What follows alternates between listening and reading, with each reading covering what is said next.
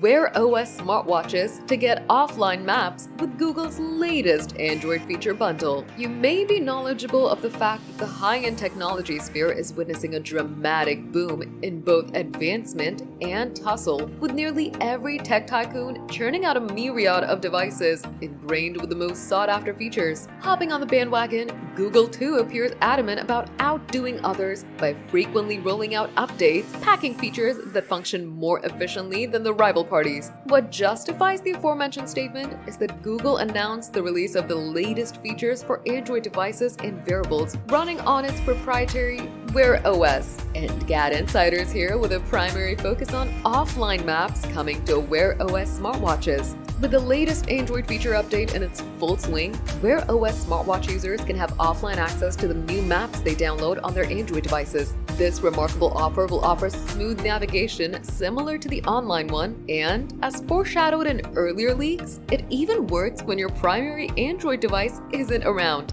Adding to the functionality revamp for Wear OS users, Google Maps will now also allow voice searches and navigation for specific navigation, coupled with a surrounding view accessible via shortcuts.